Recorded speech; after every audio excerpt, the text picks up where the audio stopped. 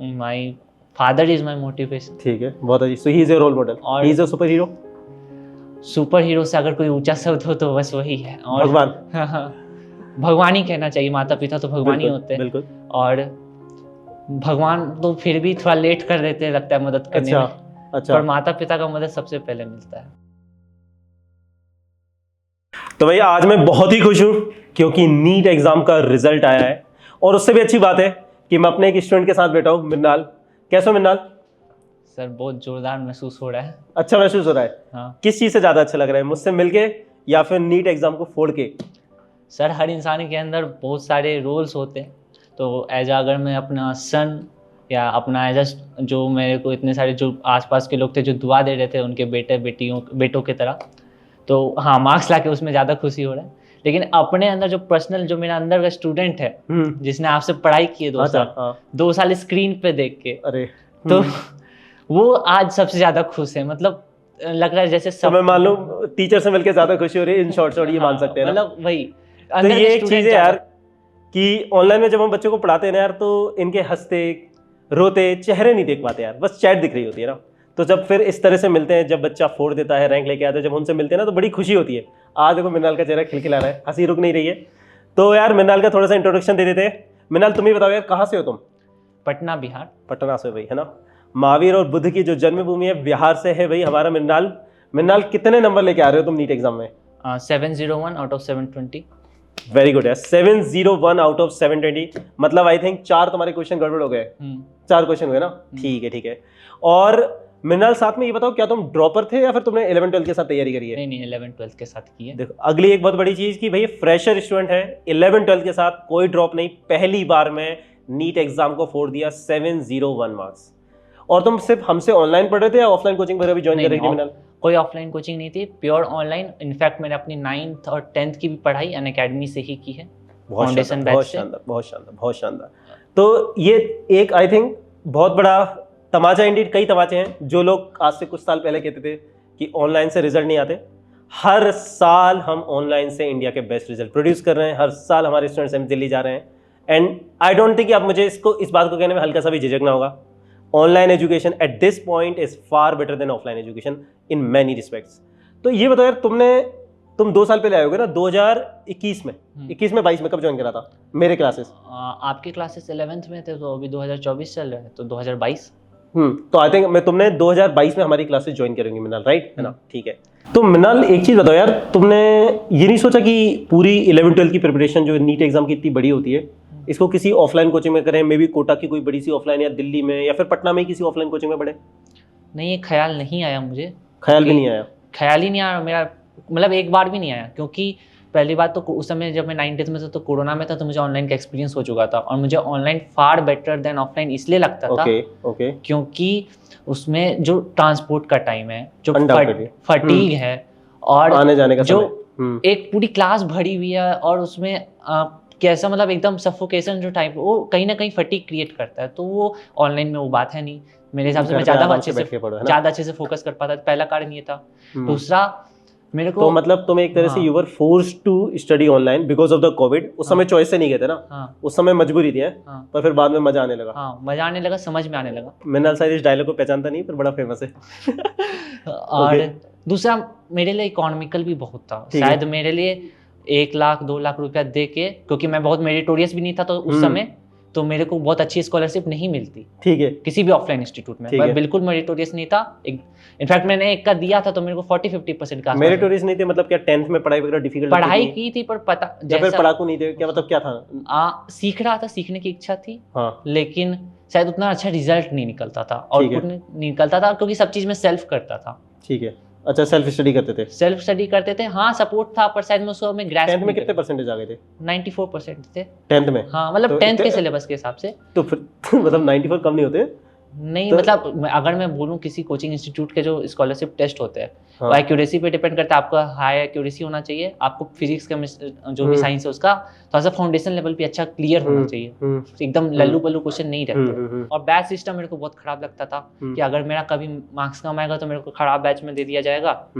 और मतलब ये मेरे को सबसे खराब चीज़ था, इकोनॉमिकल नहीं था और टीचर्स पे मेरा कोई कंट्रोल नहीं था कि मेरा खराब बैच जाएगा, मेरे को कौन टीचर्स पढ़ाएंगे। बिल्कुल सही बात है। ऑनलाइन में मेरे पास हमेशा रिकॉर्डेड का ऑप्शन था कि अगर मेरे सारे टीचर छोड़ भी दे तो भी मेरे पास top notch quality lectures available है बिल्कुल, और टॉप नॉच के मॉक टेस्ट अवेलेबल है। बिल्कुल सही है। और उससे अच्छा चॉइस ऑफ टीचर भी अवेलेबल है कि आप अपने टीचर चूज कर सकते हो, भैया किससे फिजिक्स केमिस्ट्री बायो पढ़ना चाहते हो, वेरी गुड। और कोटा के जो टीचर मिल रहे हैं अकेडमी पर, नो डाउट वो तो लाख पे भी अब खर्चने पे नहीं मिलते। बिल्कुल। तो तुम पूरा अकेडमी पे पढ़े थे? हाँ, पूरा अकेडमी, कोई ऑफलाइन नहीं ज्वाइन करी? कोई ठीक है। किस किस टीचर से पढ़े थे बाय द वे? सुपर 6 की टीम, हमारी पूरी टीम से थे, नो डाउट। मतलब एक बार बच्चों को नाम भी बता दो, क्योंकि बहुत से बच्चे नए जो नहीं जानते, वैसे तो सभी जान गए पर नहीं जानते तो पता चल जाएगा। फर्स्ट ऑफ ऑल तो doctor sir Pratik Jain sir, sir Pratik Jain sir सबको नोटिस करेगा, या that is very important, that is very important. और honourable doctor Amit Gupta sir, AG sir, उनसे जूलॉजी है ना, सब्जेक्ट का नाम भी बता दो। जूलॉजी, हां, एस सुकरण चौधरी सर,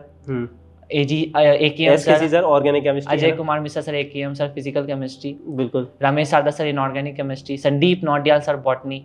ठीक है। तो पूरी सुपर 16 से पढ़े थे। तो स्टार्टिंग में 11 में पता कैसे चला हमारे बारे में तुम्हें? आपके बारे में सुना था। अच्छा, मेरे बारे में सुना था। ठीक है। जब मैं 10th में पढ़ता था तो अक्षय त्यागी सर थे, उनसे आपके बारे में सुना था। और उसके बाद फिर मेरे को जब मैं अपने विलेज गया तो वहाँ पे मेरे को पता चला मेरी एक दीदी भी, एक कजन, वो सुपर 6 की टीम से पढ़ी है। तो उन्होंने आपकी टीम से सजेस्ट किया और दैट वाज मिरेकल। और मैं अभी भी उनको आज भी थैंक करता हूँ दीदी को कि एक बार में उन्होंने बिना टाइम वेस्ट कराए मेरे को बहुत अच्छी। तो तुम्हारा बिल्कुल भी समय बर्बाद नहीं हुआ जब तुम अकेडमी में सीधा हमारी टीम से पढ़ना चालू करते प्रॉपर। चलो बहुत अच्छी बात है, बहुत अच्छी बात है। अच्छा, तुम्हारे फैमिली के बारे में थोड़ा बताओ मिनाल, तुम्हारे कोई भाई बहन वगैरह हैं कि तुम अकेले हो?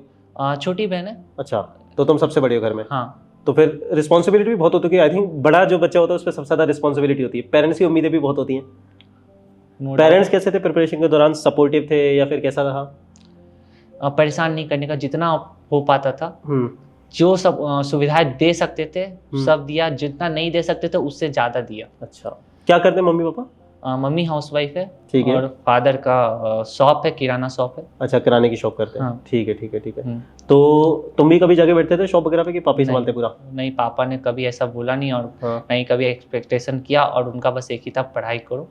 और ऐसा कभी मतलब तुम पे कोई प्रोसेस से पढ़ना तुम्हारे काम था कि पढ़ना और सारी चीजें प्रोवाइड करती है। जितना मतलब अपने पे तो कुछ नहीं करते थे, मतलब बोला ना जितना दे सकते थे उससे ज्यादा दिया, इससे ज्यादा मैं कुछ क्या ही करूं। ठीक है। तो इतनी मेहनत करना तुम सीखे कहाँ से इंस्पिरेशन?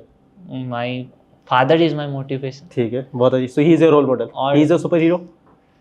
सुपर हीरो से अगर कोई ऊंचा शब्द हो तो बस वही है। और भगवान, भगवान ही कहना चाहिए, माता पिता तो भगवान ही होते हैं। बिल्कुल। और भगवान तो फिर भी थोड़ा लेट कर देते लगता है मदद करने में।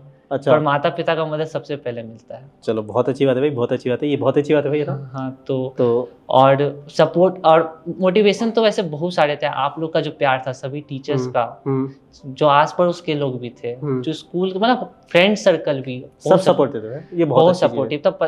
पता नहीं अलग सा म्यूचुअल ट्रस्ट। और मैं उन सबको वो तो अभी भी मैसेजेस आ रहे हैं, मतलब क्या कहूँ, मतलब इतना प्यार में मेरे पास शब्द नहीं है। कैसा फील कैसा हो मिनाल, मतलब पहली बार में तुमने 11th 12th के साथ तैयारी करी और इतना अच्छा मार्क्स लेके आ रहे हो, कैसा फील हो रहा है अभी? ब्लेस्ड महसूस हो रहा है। कैसा? ब्लेस्ड। बहुत। पर रैंक का इन्फ्लेशन हो गया तो उससे इस हल्का सा दुख हुआ? क्या हुआ? दुख हुआ अभी भी है बैक ऑफ द माइंड में, लेकिन जिंदगी यही है, एक्सेप्ट करना पड़ता है। एक्सेप्टेंस, सही बात है ना। और जो हुआ है वो एक्सटर्नल फैक्टर्स हैं। कंपटीशन बढ़ा है, नो डाउट। हो सकता है हम जमाने के साथ थोड़े साथ कदम मिला के नहीं चल पाए। नहीं यार, ये मैं एग्री नहीं करूंगा इस चीज का मैं एग्री नहीं करूंगा। नहीं, हाँ। 720 में से 701 नंबर लाना यार, मैं बता रहा हूँ 720 और 700 नंबर वाले में ज्यादा फर्क नहीं है। वो उस समय तुम्हारे एग्जाम हॉल में दिमाग में 3-4 क्वेश्चन कहाँ ऊपर नीचे हो गए, और तुमने भी जो करी है मैक्सिमम सिली मिस्टेक हुई है, दो तीन है, राइट। एक में तो शायद बोनस वाला भी तुम्हारा गड़बड़ है, जो फिजिक्स में बोनस मिलना चाहिए था वो अभी नहीं मिल पाया ना, कुछ गड़बड़ है। ठीक है, देखते हैं उसका अगर कुछ हो सकता है। वैसे तो आ चुका है फाइनल रिजल्ट, पर कुछ हो सकता है, देखते हैं। पर एक बहुत अजीब बात है कि मृणाल के नीट 2024 में 701 नंबर है, पर रैंक बहुत ऊपर चला गया है ना। और यही आज से 2 साल पहले मुझे याद है, मेरे एक स्टूडेंट ऐसे ही इसी तरह से साथ बैठा हुआ था, ओम प्रभु, उसके भी 701 नंबर थे, पर उसकी ऑल इंडिया 44 रैंक थी। तो 2 सालों में 2022 से दोनों के मार्क्स सेम है, 2022 से 2024 में कितना फर्क है। तो कंपटीशन का लेवल तो नो डाउट बहुत हाई जा रहा है, बहुत हाई जा रहा है। मिनाल, जो बच्चे जो फ्यूचर एस्पायरेंट हैं, स्पेशली आई थिंक जो बच्चे 11th-12th में एंटर करते हैं ना, जो 11th-12th के साथ नीट की प्रिपरेशन स्टार्ट करते हैं ना, बड़े छोटे छोटे होते हैं, एकदम से डर सा लगता है, समझ ही नहीं आता, क्योंकि 10th तक की पढ़ाई बिल्कुल छोटी सी है और एकदम से 11th-12th बिल्कुल समंदर है यार, मतलब समंदर, जहाँ शायद तुमने नर्सरी से 10th तक तुम जितना पढ़ते हो ना, उतना अकेला तुम्हें 11th में पढ़ना पड़ता है, फिर उतना अकेला तुम्हें 12th में पढ़ना चलता है।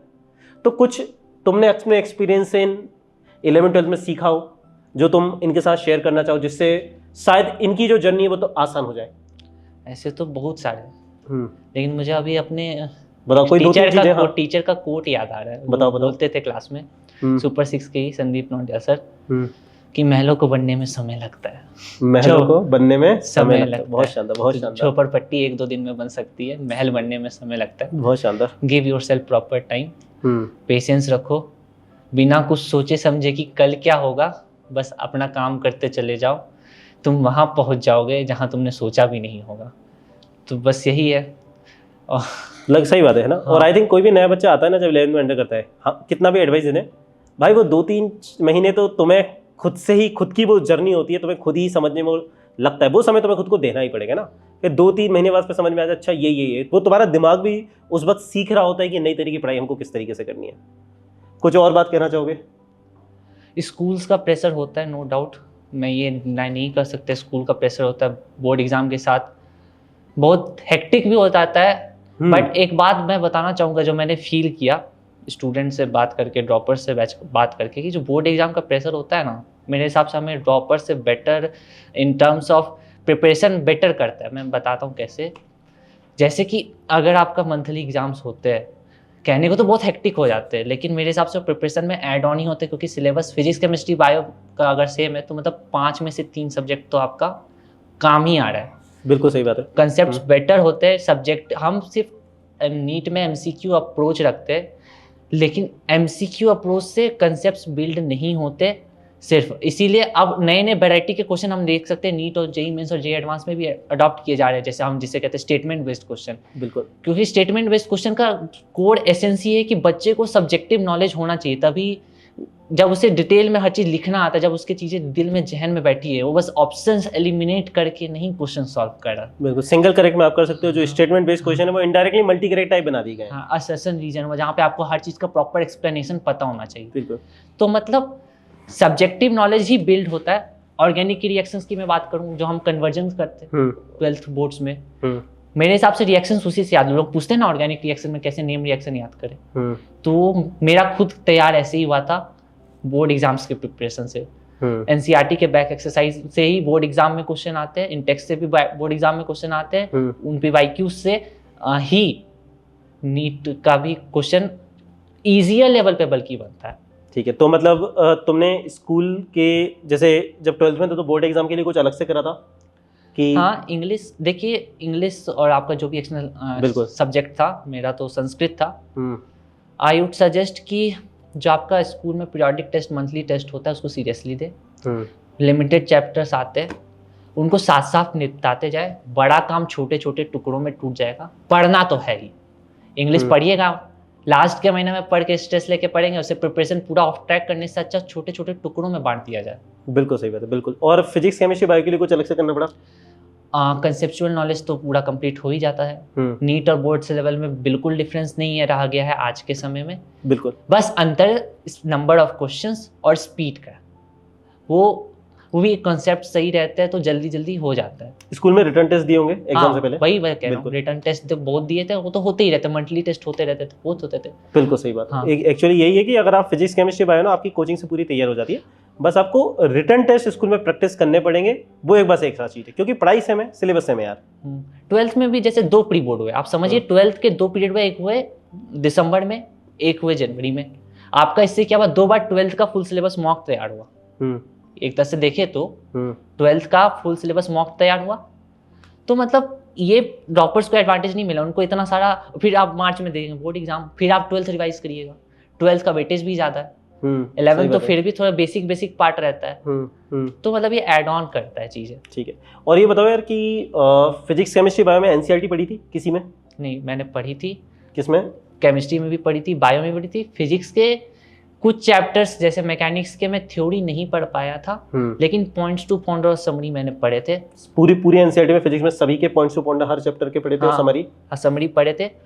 और मैंने तो फिर भी लास्ट में किया था क्योंकि मैं होश में नहीं था, मेरे को नहीं पता था कि पॉइंट्स ऑफ पॉइंटर होते क्या है, मैंने ध्यान ही नहीं कभी दिया एनसीईआरटी, जैसे मैंने इग्नोर किया। बड़े कॉन्सेप्चुअल पॉइंट्स होते हैं, बड़े कॉन्सेप्चुअल। तो मैंने तो लेट किया था, प्रिपरेशन के लास्ट 2-3 ही महीना में किया था। लेकिन मैं सजेस्ट करूंगा, अगर मैं बता रहा हूँ किसी को सुन रहे हैं आप, तो चैप्टर जब अच्छे से कंप्लीट हो जाए, एनसीईआरटी ऐसी किताब है फिजिक्स की, अगर मैं खास करके बात करूँ, तब तक अच्छे से समझ में फिजिक्स का कॉन्सेप्ट्स नहीं आया तो वो पढ़ने का कुछ सेंस है नहीं। बिल्कुल। तो हमेशा टीचर से पढ़ने के बाद, हाँ, जब उस चैप्टर में कॉन्सेप्ट क्लियर हो, उसके बाद एनसीईआरटी की रीडिंग मार सकते हो, पॉइंट्स टू पॉइंटर पढ़ सकते हो, समरी कर सकते हो ना। और बहुत उसमें कंसेप्चुअल पॉइंट और बहुत नई चीजें भी है।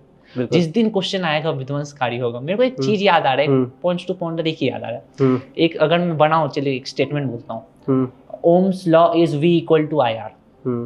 अब कुछ बच्चे इसको ट्रू बोलेंगे, एनसीईआरटी में साफ साफ अक्षरों में लिखा हुआ है कि V equal to IR is not Ohm's law.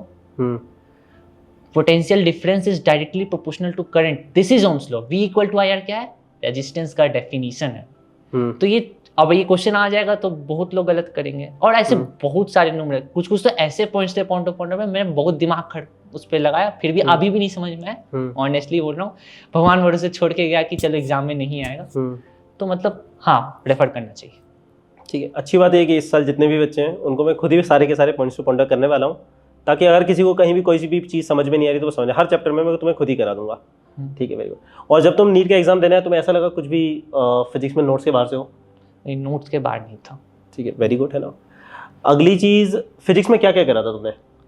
आपने जो पढ़ाया पहले उसको कायदे से पढ़ा। ठीक है। कोशिश रहती थी जो आप देते थे PYQs, वो तो साथ साथ कर ले, कभी कभी नहीं भी होते थे। ठीक है, ओके पढ़ा, उसको कंप्लीट करना है। ओके का मतलब ये नहीं कि छोड़ देना है। ठीक है, PYQs कंप्लीट करने। हाँ, DPPs 100 घर पे जाके एक बार और सॉल्व करते थे जो PYQs में देता था? क्लास में करा दिया वो नहीं करता था, लेकिन जो बच जाते थे, जो आप एक्स्ट्रा सारे तो नहीं डिस्कस कर पाए, जो क्वेश्चन खुद से नहीं कर पाते थे उनको फिर से रिपीट करते थे कि नहीं कर पाते थे? नहीं, कर लेते थे। कर लेते थे, ठीक है। और बाकी तो डाउट्स अलग ग्रुप और अनअकैडमी का डाउट फीचर है ही, और इंटरनेट पे भी इतना कुछ अवेलेबल है ही। पर इंटरनेट को थोड़ा सा सोच समझ के इस्तेमाल करना पड़ता है। PYQ के केस में काफी गलत सोल्यूशंस भी है, स्पेशली पुराने एम्स के क्वेश्चन में। क्वेश्चन ही गलत है, कई तो क्वेश्चन ही गलत है, सॉल्यूशन भी गलत है। बिल्कुल सही बात है, इसलिए मैं क्लास के अंदर ही कवर कर देता हूँ सारे। आप कर देते हैं, आपने वही छोड़ते हैं आप जो कि इजी रहते हैं। बिल्कुल, जो रिपीटेड बिल्कुल सेम टाइप के उनको छोड़ देते हैं। बिल्कुल। और DPP 100% किए थे। DPP में कुछ नहीं। मॉड्यूल कर पाए थे? मॉड्यूल 1, मॉड्यूल 2, मॉड्यूल 3 भी कई के किए थे। 3 कुछ के छूटे थे कि उसमें असर्शन रीजन थे, बहुत ज्यादा मेरे को नहीं भी जरूरत। हाँ, मॉड्यूल 1, 2 लेकिन 100% कंप्लीट थे हर चैप्टर के। और SC वर्मा भी करी थी क्या? SC वर्मा 11th में की थी। 12th के एक ही 2 चैप्टर कर पाया, बाकी मेरा टाइम मैनेजमेंट ब्रेक होने लगा तो फिर मैंने उसे छोड़ दिया था। ठीक है, था ना। तो ये बहुत इंपॉर्टेंट चीज़ है, क्योंकि मैक्सिमम बच्चों को फिजिक्स में ही दिक्कत आता है ना, तो फिजिक्स में बस तुम्हें इन चीज़ों का ध्यान रखना हो जाती है, बस हो जाती है। ठीक है। फेवरेट सब्जेक्ट कौन सा है मिनाल तुम्हारा? मुझे साइंस ही फेवरेट लगता है। मतलब साइंस में मतलब साइंस के सारे be specific, this is no more science, we have physics, chemistry, bio, maths, अलग-अलग सब्जेक्ट है सारे। नहीं, तो मेरे को सब में प्यार है। सबसे प्यार है सारे। मेरे को साइंस के सारे डिसिप्लिन से प्यार है। डिस्टिंग्विश नहीं कर पाओगे कि फिजिक्स ज्यादा अच्छी है, केमिस्ट्री या बायो, ऐसा कुछ नहीं है। तीनों पढ़ने में मजा आता था। हां सर। और किसी सब्जेक्ट को पढ़ते समय इरिटेशन नहीं होता था कि यार ये सब्जेक्ट मुझे नहीं पढ़ना। बहुत प्यार है। तीनों इक्वली पसंद है। तीनों बहुत प्यार है। ये बड़ा रेयर है कि भाई तीनों सब्जेक्ट पसंद हो। जनरली 1 या 2 होते हैं, पर ये अच्छी बात है, बहुत अच्छी बात है।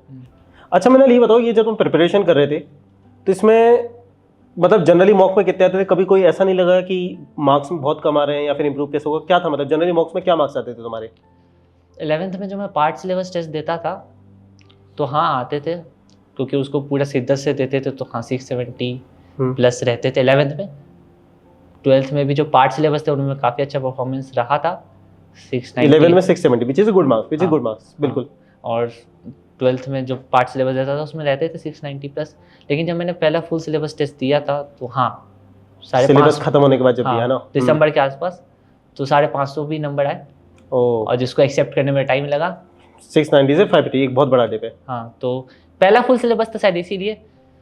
तो हाँ, उसको एक्सेप्ट करने में टाइम लगा। लेकिन उसमें ऐसा डिमोटिवेटेड फील नहीं हुआ कि एकदम से क्या हो गया, अभी तो इतने नंबर आ रहे थे? या फिर क्या अप्रोच रखा तुमने कि चलो मिस्टेक फाइंड करते हैं, क्या गड़बड़ी इंप्रूव करते हैं, क्या मिस्टेक फाइंड किए थे। पॉजिटिव? देखिए नॉर्मल आदमी जैसे कि हाँ खराब हो गया तो देखने का मन नहीं कर रहा था, मेरा भी नहीं कर रहा था, ठीक है, मैंने छोड़ दिया, 2 दिन नहीं देखा, ठीक है 2 दिन नहीं देखा, लेकिन तीसरे दिन उठा के देखा, तीसरे दिन देखा, 2 दिन परेशान थोड़े से रहे, पर हाँ पढ़ाई नहीं छोड़े, ये बात भी है। डिसिप्लिन बहुत इंपॉर्टेंट होता है मोटिवेशन से ज्यादा इंपॉर्टेंट डिसिप्लिन होता है। बिल्कुल पढ़ाई करें, हाँ बैक ऑफ द माइंड में परेशान हो रहे थे, लेकिन हाँ मूव ऑन कर लिए, और यही अप्रोच रहना भी चाहिए लाइफ में हर प्रॉब्लम्स के लिए। उसके बाद फिर इंप्रूव कैसे हुए 550 के बाद मार्क्स?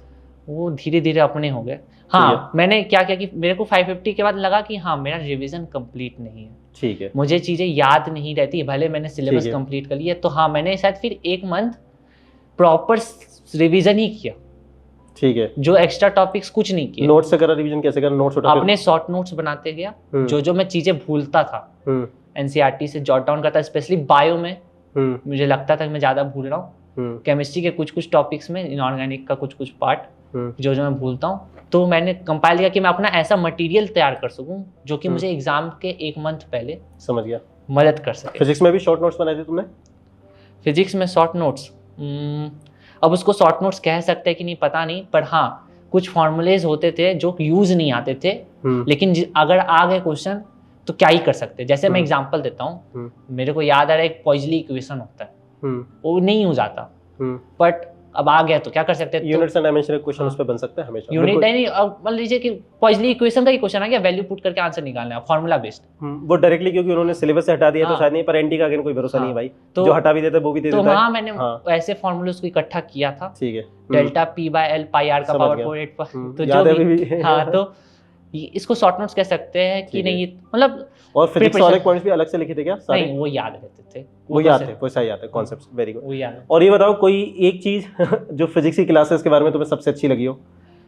जो कंसेप्ट, ये एक बहुत दिक्कत होता है नीट वाले बैच में कि ऊपर से पढ़ा के छोड़ देना आपकी क्लासेस, और सुपर 6 के हर एक फैकल्टी के क्लास में मेरे को बेस्ट चीज़ यही लगता है कि कोई भी सब्जेक्ट हो, कोई भी टॉपिक हो, जिस तरह से डेप्थ में घुसती है, मतलब अनमैचेबल है, 6 टीचर ना, सारे अनबीटेबल है, मतलब मैं बता नहीं सकता। यही यार, क्योंकि एक बार कॉन्सेप्ट घुस के समझ लेते हैं ना, फिर आसान हो जाते हैं, न्यूमेरिकल भी हमारे सॉल्व होने लगते हैं। तो यार मृणाल, तुम्हारी कहानी बहुत ही ज़्यादा इंस्पिरेशनल है, मोटिवेशनल भी है ना, सभी बच्चों के लिए, स्पेशली पर जो बच्चे पहली बार में नीट को फोड़ना चाहते हैं, जिनका हमें ड्रॉप नहीं लेना, 12th के साथ खत्म कर देंगे जैसे कि मृणाल ने करा है। कोई लास्ट मैसेज देना चाहते हो तुम नीट एस्पायरेंट को? मैं कविता के माध्यम से कुछ सुना देता हूँ। अच्छा, बड़ा भाई कविता भी लिखते हो, ये मल्टी टैलेंटेड यार। तो मेरे बच्चे बहुत ज़्यादा टैलेंटेड, मेरे स्टूडेंट्स मैंने देखा है, मेरे अंदर से फिजिक्स का टैलेंटेड, पर ये लोग मल्टी टैलेंटेड है। जीवन ऊंचा है तुम्हारा तो थोड़ी ढलान तो होगी ही ना, चढ़ते चढ़ते कई बार गिर जाओगे, क्योंकि ढलान है तो फिसलन भी होगी ही ना। फिसलना गुनाह नहीं यदि तुम वापस चढ़ने को तैयार हो, गुनाह है तब जब तुम कुछ ना करने को तैयार हो।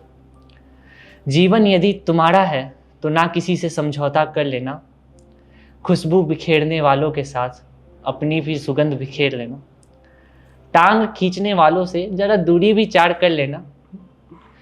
दुख हो जब भी जीवन में तो अंधेरों में रो भी लेना, अपने आंसू खुद ही पोंछ लेना।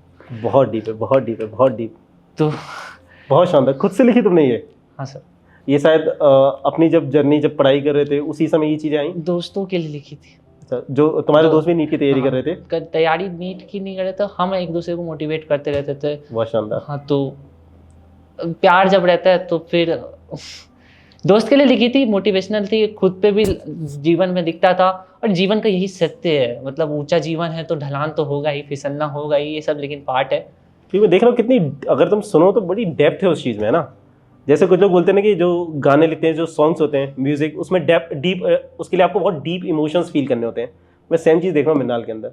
बाय द वे, मृणाल से जब भी मैंने बात करी ना, मृणाल बहुत फिलोसॉफिकल भी, बहुत डीप बातें करता है, मतलब जीवन को लेके उसकी समझ बहुत ज़्यादा है। मतलब फिजिक्स, केमिस्ट्री, बायो एक पार्ट है इसकी ज़िंदगी का, पर उसके अलावा भी I am very sure he is मतलब ही इज़ मल्टी टैलेंटेड, और with no doubt he will be in few years, he will be one of the best doctors in India, और भाई मेरा भी नाम रोशन करेगा, और भाई आई थिंक पूरे इंडिया के लिए अच्छा है। इट्स इतने सारे लोगों का इलाज करेगा, है ना, और समाज सेवा का काम है जो कि। मृणाल, बहुत अच्छा लगा तुमसे मिलके, ठीक है, जल्दी अपन सेलिब्रेशन भी करेंगे।